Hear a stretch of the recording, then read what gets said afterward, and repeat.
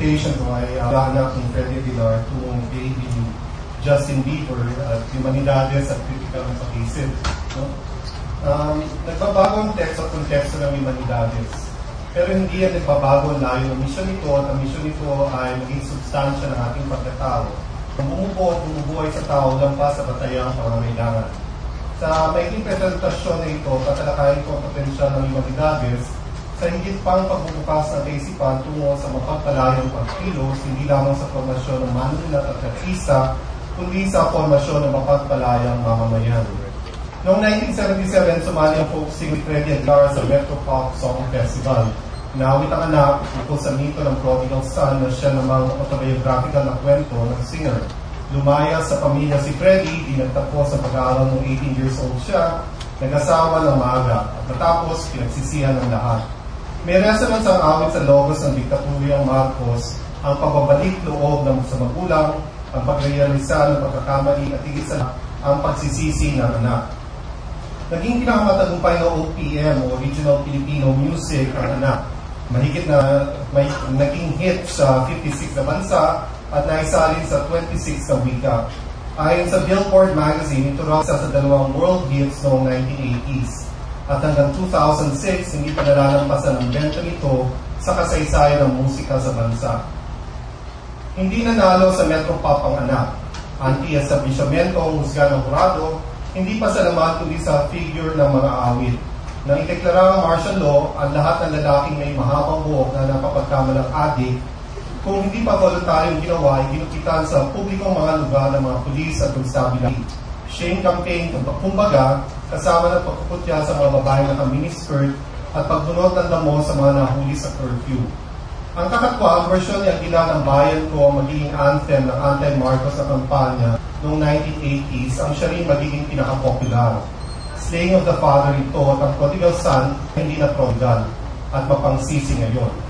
Humanidades ang siwang sa pag-unawa ng substansya ng pagkataong ilubos na napapalinsunod sa namamayaning kalakaran. Ang papel ng Humanidades ay dalawang bagay. Una, ang lokasyon ng human at humane sa konsepto, binabagayan ng lahat sa lahat ng kultura sa lahat ng panahon.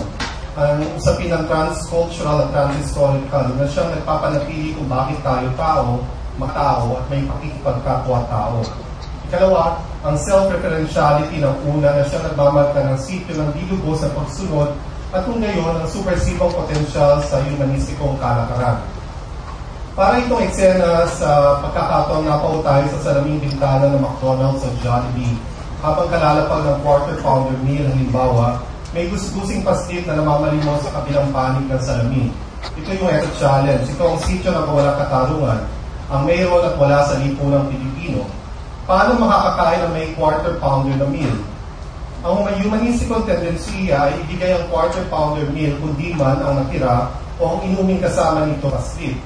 O kumain na may mindset na invisible ang paslit. Kung ganun mang desisyon, may kulang sa eksena.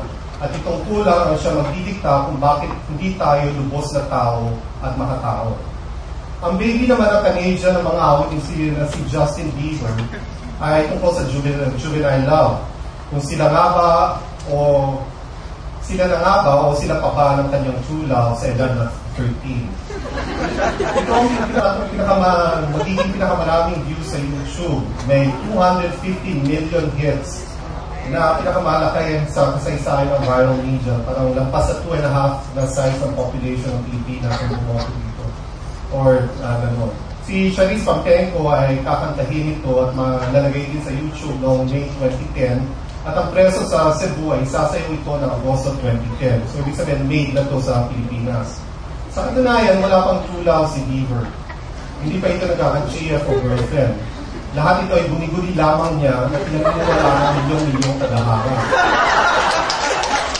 Ang pinag-eating girl niche markets ay isa sa pinakamalaki sa first world. Kaya rin hindi kakatwa na salat sa karanasan ng singer at ang kanyang tagahanga. At kung gayon, nabubuhay sa mundo ng isang imahinaryo ng pagnanasa o imaginary desire. Kung sino ang gusto maging, kung ano ang dapat na mangyari na may dalawang imperatibo. Una, may paniniwala may ahensya sila na itong teeny bopper generation. Ibig sabihin, pubescent, power na sila of choice. At ikalawa, may pagtanggap sila sa post-modernong global na mundong malinaw ang panuntunan ng teeny backward generation. So informed sila na alam nila ang benchmarkers nito identity or preference choices na ginagawa nila. Nabubuyan niya sa humanidades ang limitasyon nito na nakakapagbigay ito ng ahensya at rasyonal kahit wala naman talaga. At may taas itong pagtanggap sa panuntunan ng teksto at kontekstong tinatalakay. Kaya kailangan ipaloob ang pangatlong papel ng humanidades, ang kritikal nitong pag-isip lampas sa humanistikong panuntunan. Kung babalikan natin ang example ng quarter pounder meal, tunay naman humanistikong dilema ito. Wala tayong matatanggap at ang ahensya ng gitnang uring kumakain ang magdidikta ng pagsasara at paghuhusga sa kanyang piniling gawin. End of discussion. Pero kung susuriin ang eksena, may kritikal na pagbasa na nakaugnay sa lipunan at kasaysayan ng espasyo at panahon, may matalas itong sinasaad ukol sa kalidad o kawalan nito sa kontemporaryong pagkatao. Na paano sa eksena ng matinding panlipunang karasan, ang gitnang uri ay papanig sa magigitang uri pa rin na magkakaroon ng mas mataas na valuasyon ng paglikha ng invisibilidad ng pastit, makakain na parang wala ito, at ang kahintulan ng pagbura sa historical para pabura ng imahinaryo ng pagiging gitnang uri. Pati ang entitlement at karapatang kalinsunod nito. Pangunahing nagagawa ito ng humanidades, hindi para lumikha ng kultura ng pagtanggap o tolerance dahil ang mismo konsepto nito ay nagsasada may nagdidikta kung ano pa rin ang katanggap-tanggap. Ito ang nagsasabi sa mga guro na may isa o dalawang kaman lamang mamulat sa pag-isip, sa klase, ay sulit na pagtuturo. Dahil natatanggap ng guro na ang hindi katanggap-tanggap na pagkaunawa sa humanidades ay katanggap-tanggap din.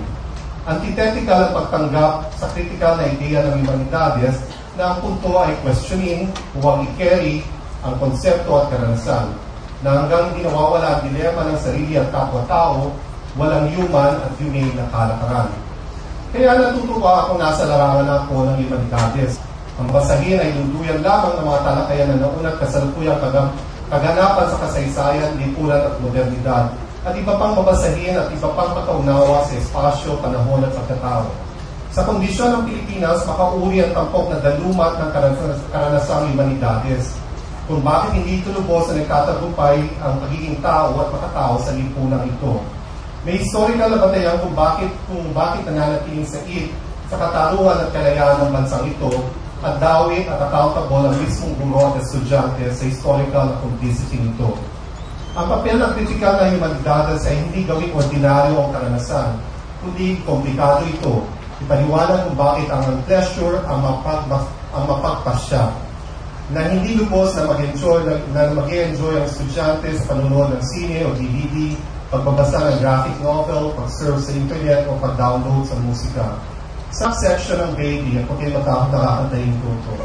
Sinabi, when I was 13, I had my first love. There was nobody that compared to my baby. She had me going crazy, or I was starstruck. She woke me up daily, don't need no Starbucks, and now my heart is breaking, but I just keep on saying, baby, baby, oh baby. Sa humanidades, hindi din baby ang karanasan. Ang kontraryong historical at panglipunan ay inaanak nito. Maraming salamat po. Once again, Professor Roland Tolentino, the Professor of Mass Imaging.